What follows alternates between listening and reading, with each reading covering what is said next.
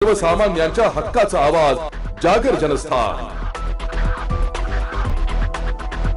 नाशिक महानगरपालिका साजरा करत आहेत स्वच्छतेचा हरित कुंभ।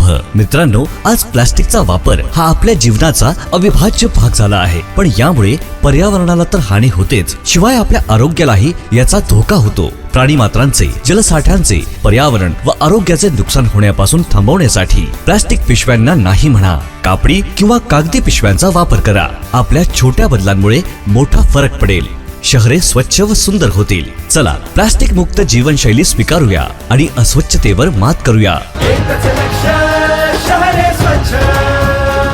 नाशिक महानगरपालिका नाशिक तर्फे जनहितार्थ प्रसारित।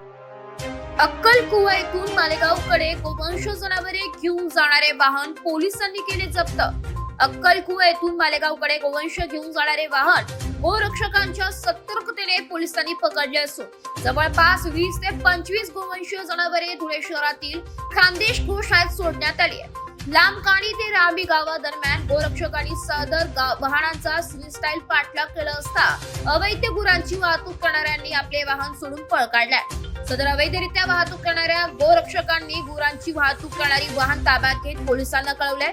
सदर महामार्गावर सोनगीर पोलिसांनी हे वाहन जप्त केले असून सदर जनावरे मालेगाव येथे कत्तलीसाठी जात असल्याची माहिती गोरक्षकांनी यावेळी दिली आहे। धुळे शहरातील खानदेश गोशाळा या ठिकाणी या जनावरांची रवानगी करण्यात आली आहे। या प्रकरणी सोनगीर पोलीस ठाण्यात गुन्हा दाखल करण्यात आलाय। जय श्रीराम। आज दिनांक 29 मार्च 2025 रोजी पहाटे 4 वाजेच्या सुमारास अक्कलकुवाहून मालेगाव येथील सराईत गोतस्कर जे शफिक टाटा आणि आसिफ वायरमन यांच्याकडे चोरीचे गोवंशाची वाहतूक करणारी जी 10 टायर गाडी आहे ती पकडण्यात यश आलेलं आहे। बोरीस आणि लांबकणीच्या दरम्यान ही गाडी पकडण्यात यश आलेलं आहे। गाडीचा आम्ही जवळपास अक्कलकुवापासून पाठलाग करत होतो। गाडी ड्रायव्हर थांबत नव्हता। त्यानंतर आम्ही सोनगीर पोलीस स्टेशनला देखील कळवलं। सोनगीर पोलीस स्टेशनची देखील आम्हाला वेळेवर मदत मिळालेली आहे। गाडीमध्ये जवळपास 25 ते 30 गायी अतिशय क्रूरपणे कोंबलेल्या आहेत। दुर्दैवाचा विषय हा आहे की अशा घटना रोज उघडकीस येत आहे। रोज कुठे ना कुठे आम्ही असा विषय उघडकीस आणतोय।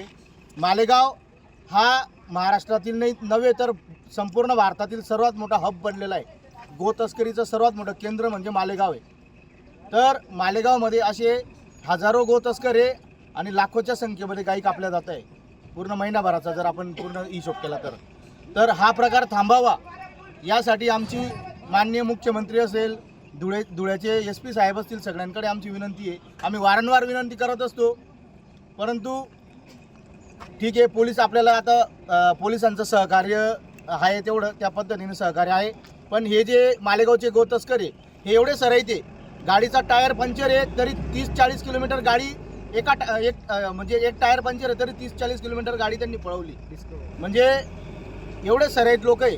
पोलिसांना उडवण्यापासून तर सगळ्या प्रकारच्या गोष्टी हे लोक करताय। मालेगावला आत्ता 8 दिवसापूर्वी घटना घडली। मालेगावला मनमाड पोलीस स्टेशनचे जे कर्मचारी त्या कर्मचाऱ्यांची गाडी पण उडवली आणि त्याच्यातले 3-4 कर्मचारी आता ॲडमिट पण आहे। म्हणजे एवढे सराईत हे लोक। तर आमची विनंती आहे माननीय मुख्यमंत्री देवेंद्र फडणवीस साहेबांना की तुम्ही गाईला राज्यमाता गोमाता हा दर्जा दिलेला आहे, परंतु त्या हिशोबाने त्या दिशेने वाटचाल झाली पाहिजे। त्या दिशेने गाईला जसा दर्जा दिलेला आहे तसं गाईचं रक्षण झालं पाहिजे आणि त्या हिशोबाने ते कायदे देखील कडक झाले पाहिजे, एवढं आमची विनंती आहे। जागर जनस्थानसाठी प्रतिनिधी रूपक विरारी, धुळे।